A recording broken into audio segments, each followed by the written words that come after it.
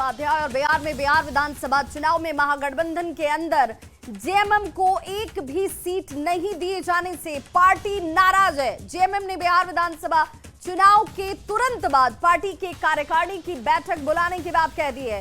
रायशुमारी कर गठबंधन की प्रासंगिकता पर फैसला लेने की बात कही जा रही है। वहीं इस मामले पर बीजेपी ने जेएमएम को नसीहत देते हुए इसे सीएम हेमंत सोरेन का व्यक्तिगत अपमान बताया है।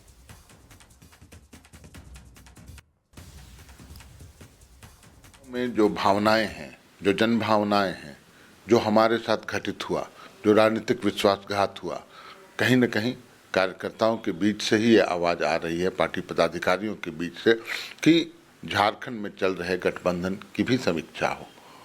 तो मैं समझता हूं जब चुनाव खत्म हो जाएगा उसके बाद एक तिथि मुकर्रर करके कार्यकारिणी की बैठक हो या कोई अन्य बैठक हो और उसमें रायशुमारी करके हमारे नेता फिर फैसला लेंगे कि क्या प्रासंगिकता है यहाँ गठबंधन की।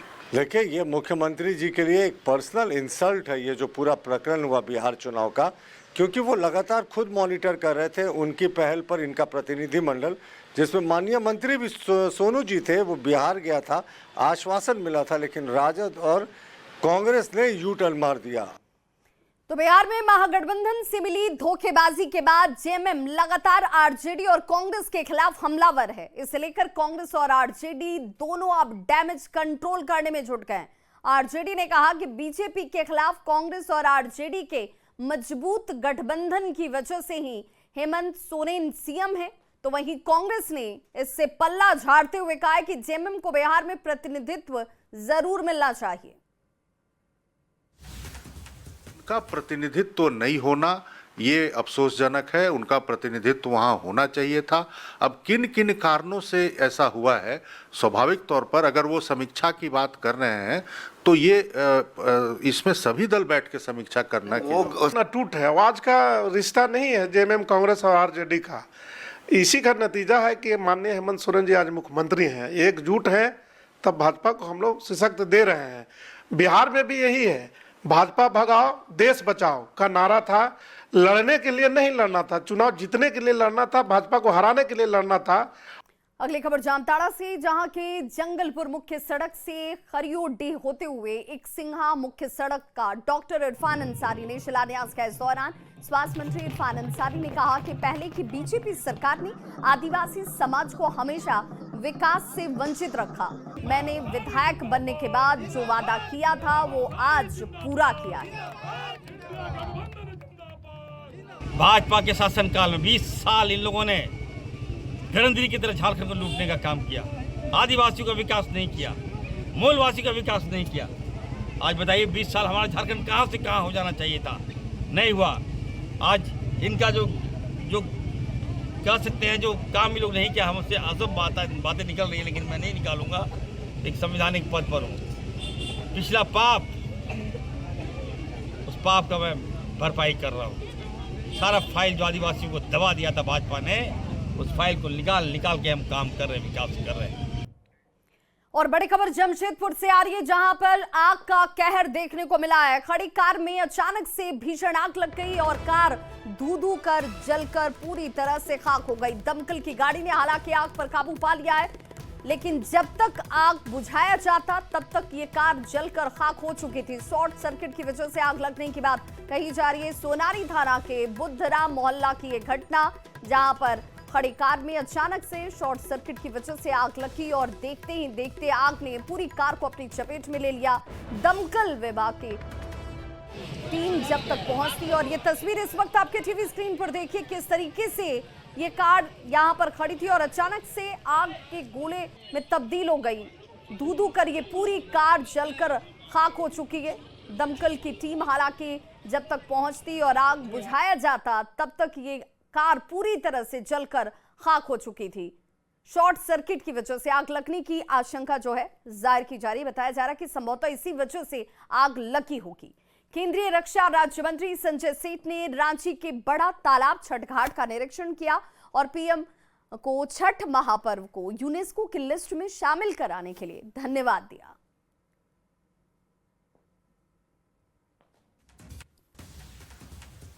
ये तस्वीर इस वक्त आपके सामने जहां पर संजय सेठ ने प्रधानमंत्री नरेंद्र मोदी को धन्यवाद इसलिए दिया क्योंकि छठ जो महापर्व है उस महापर्व की तैयारी को लेकर संजय सेठ खुद छठ घाट पर पहुंचे हुए थे, साफ सफाई का जायजा ले रहे थे, तैयारियों को देख रहे थे कि किस स्तर पर इस वक्त तैयारी है क्योंकि अब ज्यादा वक्त बचा नहीं है। और प्रधानमंत्री नरेंद्र मोदी ने चूंकि छठ का महत्व पूरी दुनिया को बताने के लिए इसका जिक्र भी किया था कि यूनेस्को की लिस्ट में इसे शामिल कराया जाएगा और इस वजह से उनका धन्यवाद करते हुए संजय सेठ भी नजर आए। छठ का महापर्व अब तो सामने है और इस बार हम सब के लिए सौभाग्य की बात है कि देश के लाडले प्रधानमंत्री नरेंद्र मोदी जी ने छठ का महापर्व, छठ की महिमा पूरी दुनिया जाने कि छठ मैया की महिमा क्या है और छठ पर्व क्यों मनाते हैं। इसीलिए यूनेस्को के लिस्ट ऑफ फेस्टिवल में उसको शामिल करने का काम किया। अब पूरी दुनिया छठ के महापर्व को जानेगी। अभी यहाँ पर बड़ा तालाब में जो हृदय स्थली है और वह हृदय स्थली हजारों हजार लोग, हम लोग तो बचपन से यहाँ हम आते रहे हैं। बड़ा तालाब इस पिछले साल के मुकाबले साफ है। महापर्व छठ को लेकर राजधानी के छठ घाट और तालाबों में साफ सफाई का काम अभी तक पूरा नहीं हुआ है। राजधानी के अरगोड़ा छठ तालाब पर चारों तरफ गंदगी फैली हुई नजर आ रही है। ताज्जुब की बात यह है कि एक तरफ जहां नगर निगम सफाई अभियान चला रहा है तो वहीं दूसरी तरफ लोगों की तरफ से यहां पर आकर पूजा सामग्री का एक बार फिर से विसर्जन कर दिया जा रहा है और इस वजह से तालाब फिर से जस तस की स्थिति में पहुंच जाती है। इससे लेकर लोगों के बीच नोकझोंक भी हो रही है। पूजा सामग्री का विसर्जन करने पहुंचे लोग अरगोड़ा तालाब में पहुंचकर उन पूजा सामग्रियों को जहां तहां विसर्जित कर रहे हैं। छठ घाट पर इसे लेकर तीखी बहस भी देखने को मिली। की साफ सफाई का क्या हाल है, इसकी एक तस्वीर हम आपको दिखलाते हैं। हम इस समय राजधानी रांची के अरगोड़ा जो छठ घाट तालाब है वहाँ मौजूद हैं। लगातार जो गंदगी फेंकने का सिलसिला यहाँ जारी है। हालांकि जो यहाँ तालाब में जो लोग जिम्मेदारी संभाल रहे हैं, लोगों को रोक भी रहे हैं, लेकिन लोग मानने को तैयार नहीं है। और ऊपर से क्या है कि समिति के जो जितने भी पदाधिकारी हैं उनके ऊपर भी मतलब पेपर में अलग बयान दिया जा रहा है कि पैसा लिया जा रहा है। समिति के जितने पदाधिकारी हैं निस्वार्थ भाव से सब कुछ कर रहा है। आप लोग खुद देख रहे हैं कि इसको सफाई करा के लेबर लगा करवाता है, नगर निगम भी सपोर्ट करता है। उसके बाद भी कितना से बहस करना पड़ता है। कितने आदमी आते हैं, कोई सूर्य मंदिर जगह डाल देते हैं। अब सोचिए कि क्या आस्था रखेंगे ये लोग पूजा करने वाले सब। तो छठ में छठ महापर्व में सब साफ सफाई होना ही चाहिए, लेकिन अब लक्ष्मी पूजा हुआ तो विसर्जन भी करना जरूरी है। देखिए उसके लिए अलग से आप लोगों ने जगह बनाई है विसर्जन करने के लिए। वहाँ बनाया हुआ है आगे, लेकिन वहाँ पब्लिक जो है उस जगह में विसर्जन नहीं कर रहा है और जहाँ जहाँ हम लोग सफाई कर रहे हैं वहीं पे कर रहा है ये लोग विसर्जन। यहाँ पर जो है श्रद्धा है घर में और श्रद्धा को जब आप विसर्जन के लिए पहुंचते हैं, जो आस्था की जो मूर्ति होती है उसको विसर्जन करने के लिए पहुंचते हैं, तो वास्तव में जगह जो है बनाई गई है कि आप एक तरफ विसर्जन कीजिए, लेकिन यहाँ पर लोग हैं कि मनमाने तरीके से गंदगी जो है अलग अलग जगहों पर फेंक रहे हैं। को नज़ारा है, तस्वीर है अरगोड़ा जो छठ तालाब जो है उसकी तस्वीर है। यहाँ पर देख सकते हैं कि गंदगी किस तरीके से फैली है। साफ सफाई एक तरफ हो रही है लेकिन गंदगी फैलाने वालों की भी कमी नहीं है। संजय कुमार सिन्हा, न्यूज़ 18 रांची। वहीं खबर रामगढ़ से, जहां छठ महापर्व को लेकर तैयारी शुरू हो चुकी है। छठ घाटों की साफ सफाई के लिए लोग खुद अब इस अभियान में जुट गए हैं। बड़काकाना के रेलवे जोड़ा तालाब घाट पर अभी भी गंदगी का अंबार आपको दिख जाएगा। पूरे तालाब में जलकुंभ भी भरे हुए हैं, पानी दूषित है और इस घाट पर रेलवे कॉलोनी के अलावा आसपास के 6 से 7 गांव के हजारों छठ व्रती जो हैं वो पूजा करने के लिए पहुंचते हैं। स्थानीय लोगों के मुताबिक 2 दिन पहले छावनी परिषद की तरफ से जेसीबी के जरिए मिट्टी की कटाई तो की गई, लेकिन तालाब से जलकुंभ भी नहीं हटाए गए। ऐसे में घाटों की साफ सफाई की स्थिति आप देख सकते हैं कि किस तरह से घाटों की साफ सफाई है। लोग खुद ही यहाँ श्रमदान करके घाटों की साफ सफाई में लगे हुए हैं। यहाँ देखा जा सकता है कि किस तरह से लोग जो हैं खुद से साफ सफाई कर रहे हैं। ये बड़काकाना का रेलवे का जोड़ा तालाब है। हालांकि बताया गया कि यहाँ पर एक दिन पूर्व जेसीबी लगाया गया था जिससे कुछ साफ़ सफाई की गई, लेकिन देख सकते हैं पूरे तालाब में जलकुंभी भरी हुई है। और यहाँ रेलवे कॉलोनी के अलावा आसपास के लगभग 6-7 गांव के लोग यहाँ पर छठ पूजा के लिए जुटते हैं, सूर्य को यहाँ अर्घ देते हैं, लेकिन साफ़ सफाई अभी ठीक से नहीं। क्या आपका नाम है? मेरा नाम हुआ विनय कुमार सिन्हा। क्या सर, दिक्कत है? दिक्कत तो आप देखिए रहे सर कि तालाब पूरा गंदा हुआ है। छठ माँ लोग को पूजा करने में बहुत तकलीफ होती है सर, थोड़ा सा करवा देते तो आप लोग को मेहरबानी ये आप लोग खुद श्रमदान से कर रहे हैं? अभी तो देख रहे हैं सर कि खुद कर रहे हैं। श्रमदान से कर रहे हैं जी। तो साफ सफाई की जरूरत है। साफ सफाई छावनी परिषद ने अभी साफ सफाई शुरुआत नहीं किया है क्या? सर जेसीबी तो आए थे, एक दिन आया था। जी जी। उसके बाद खुद कर रहे हैं? जी सर। तो एक और व्यक्ति है, आपका क्या नाम है? मेरा आनंद कुमार नाम है। क्या दिक्कत है? खुद से श्रमदान कर रहे हैं, घाट बना रहे हैं आप लोग? हाँ, ये सफाई होना चाहिए, काफी गंद पड़ा हुआ है। और बड़ी खबर इस वक्त आ रही है बिहार से। मोहनिया में आरजेडी को एक बड़ा झटका लगा है। जी, आरजेडी की श्वेता सुमन का नामांकन रद्द हो गया है। श्वेता सुमन का निर्वाचन आयोग पर अब आरोप ये है कि नामांकन रद्द करने को लेकर एक तरीके से साजिश रची गई। आरजेडी की श्वेता सुमन का नामांकन रद्द होने के बाद अब वो निर्वाचन आयोग पर ही इसका ठिकरा फोड़ रही हैं। श्वेता सुमन कह रही हैं कि नामांकन रद्द कर दिया गया जानबूझकर। ये बड़ी खबर इस वक्त, जहां आरजेडी की श्वेता सुमन का नामांकन रद्द हो गया है। मोहनिया विधानसभा सीट जहां पर आरजेडी को ये बड़ा झटका लगा है। आरजेडी ने अपने सिंबल पर मोहनिया से श्वेता सुमन को महिला उम्मीदवार, जहां पर युवा और महिला उम्मीदवार को उतारकर उस कैलकुलेशन को, उस रणनीति को साधने की कोशिश की जा रही थी, जिसमें जातीय समीकरण के साथ साथ युवा चेहरा भी चुनावी मैदान में उतरा हुआ था। लेकिन एक बड़ा झटका आरजेडी के लिए इसे माना जा रहा है। आरजेडी की श्वेता सुमन का नामांकन रद्द हो गया है। श्वेता सुमन हालांकि इसे लेकर अपनी नाखुशी और नाराजगी जाहिर करती नजर आ रही हैं। श्वेता सुमन निर्वाचन आयोग पर आरोप लगा रही हैं नामांकन रद्द करने का। और संवाददाता रवि हमारे साथ इस वक्त ज्यादा जानकारी के साथ जुड़ गए हैं। रवि, जरा ये बताइए कि नामांकन रद्द करने के पीछे क्या वजह रही? कुछ अहर्ताएं होती हैं क्या? उन अहर्ताओं को पूरा नहीं कर पाई श्वेता सुमन?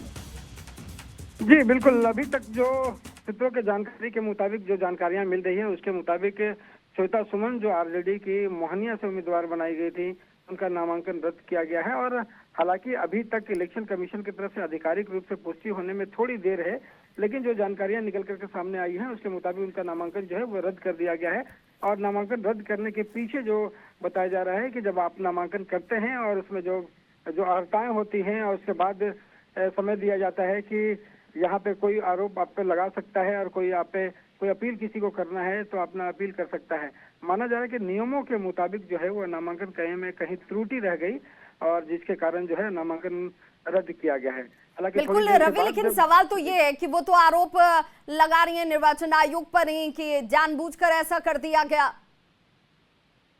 देखिए, निर्वाचन आयोग नामांकन करने से पहले जो है वो स्पष्ट दिशा निर्देश जो है वो सूची जारी करता है और यही कारण है कि आरजेडी के या तमाम दलों के जो तमाम नामांकन है वो कहीं से कोई खामियां नहीं है। वहीं से अगर आप बेहतर ढंग से अगर सही सतर्कता के साथ अगर अपना नामांकन नहीं करते हैं और तकनीकी अगर कुछ गड़बड़ियां रह जाती हैं तो इलेक्शन कमीशन जो है नियमों के अनुसार वो नामांकन रद्द करता है। और ये जो है वो बिल्कुल स्टैंडर्ड प्रोसीजर है और इसमें कहीं से कोई त्रुटि जो है होती नहीं है। और जब नामांकन रद्द किया जाता है तो इलेक्शन कमीशन जो थोड़ी देर में अगर जारी करेगा तो उसके कारणों को भी खुल करके बताएगा कि किस वजह से जो है वो नामांकन किया गया है। जी बिल्कुल। और रवि, चूंकि श्वेता सुमन की अगर हम बात करें तो ये पहली ऐसी कैंडिडेट नहीं है। इस बार का ये विधानसभा चुनाव इस बाबत भी जाना जाएगा कि इस बार के विधानसभा चुनाव में सबसे ज्यादा उम्मीदवारों के नामांकन रद्द हो रहे हैं। चुनावी मैदान में तो आप बाद में जाकर जीत या हार सुनिश्चित करते,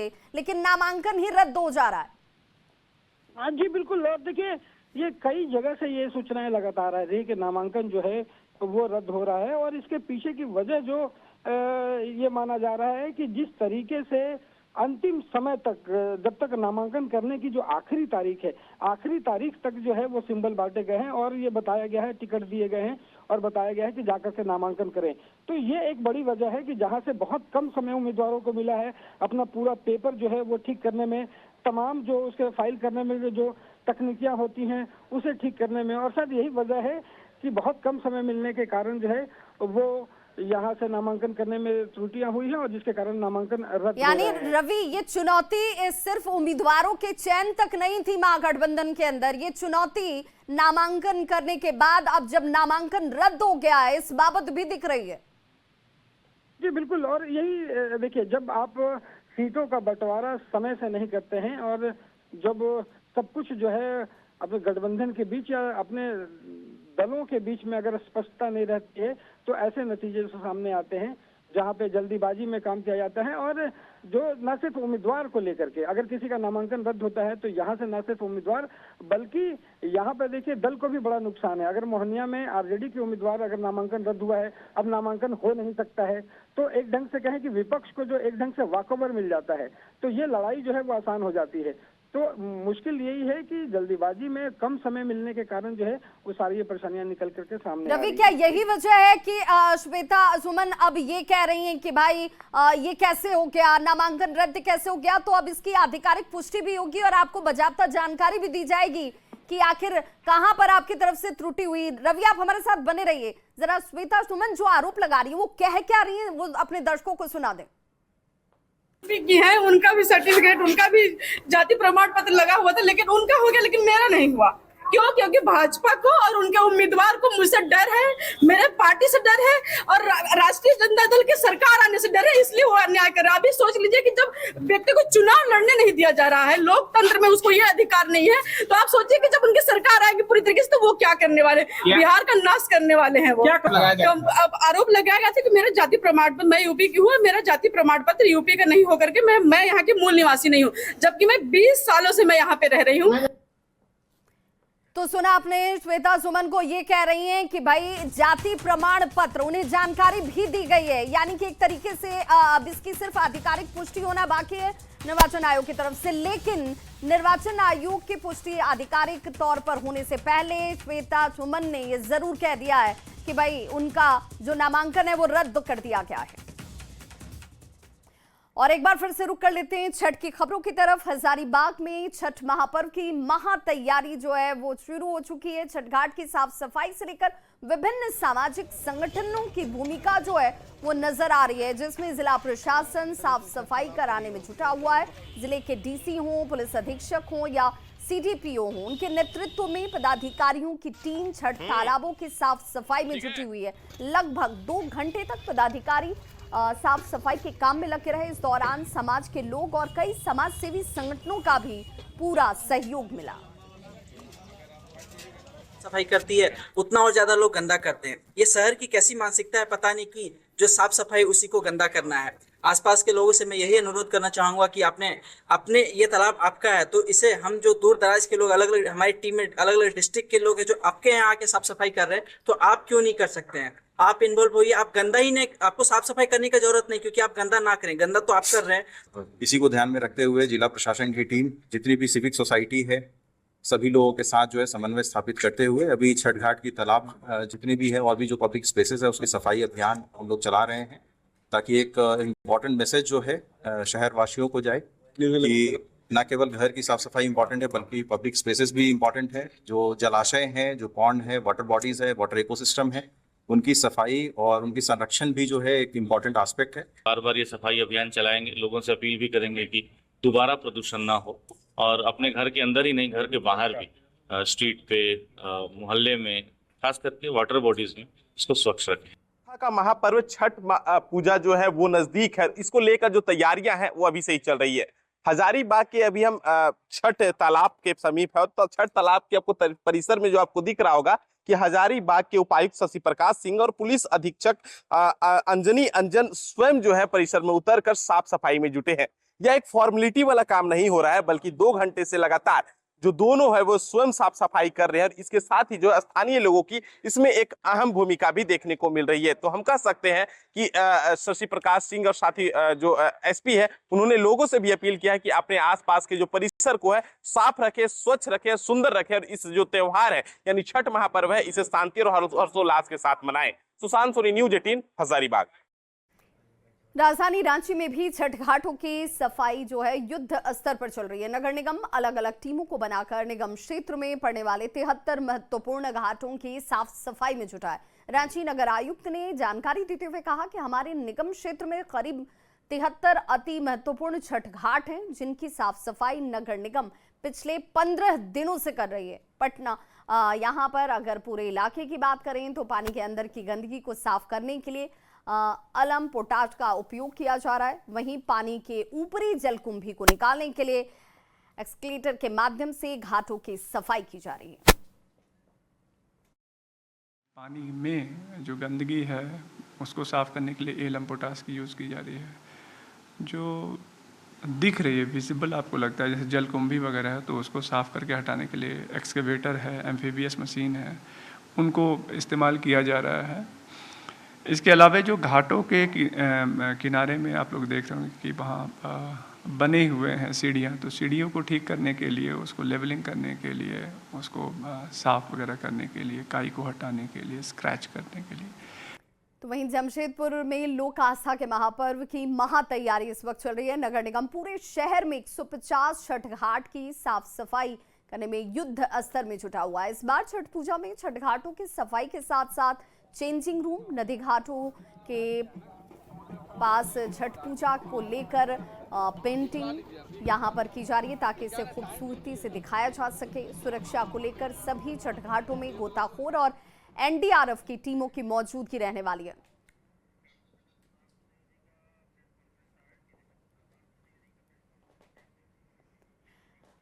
और चलिए आपको सीधे लिए चलते हैं प्रेस कॉन्फ्रेंस में, जहां पर सुधांशु त्रिवेदी इस वक्त बीजेपी की तरफ से प्रेस कॉन्फ्रेंस करते हुए तेजस्वी जी और इंडी गठबंधन महागठबंधन के लोगों से बिहार की प्रबुद्ध जनता और भगवान बुद्ध के प्रदेश बिहार को बुद्धू बनाने या बुद्धू समझने का प्रयास न करिए। और जो कुछ आपके गठबंधन में हो रहा है उसके लिए पंक्ति कहना चाहूंगा कि इस गठबंधन का तो कोई सिला ही नहीं, कौन किससे मिला है ये पता ही नहीं। इस गठबंधन का तो कोई सिला ही नहीं, कौन किससे मिला है ये पता ही नहीं। और लाख चेहरे बदल के आ जाते हैं ये, पर आईना कमबख्त झूठ बोलता ही नहीं। धन्यवाद। तो आपको बताते चलें कि तेजस्वी यादव की तरफ से आज पटना में एक प्रेस कॉन्फ्रेंस किया गया। वादे किए गए कि जीविका दीदियों को 30,000 रुपए वेतन दिया जाएगा, उन्हें सरकारी कर्मचारी बनाया जाएगा, उनके हितों का ध्यान रखा जाएगा। इसी पर लगातार बीजेपी की तरफ से सवाल भी खड़े किए जा रहे हैं और कटाक्ष भी किया जा रहा है कि जिन्हें कैलकुलेशन नहीं पता, जिन्हें कुछ पता नहीं, वो लंबे चौड़े वादे कर रहे हैं। बिहार की जनता बेवकूफ नहीं है।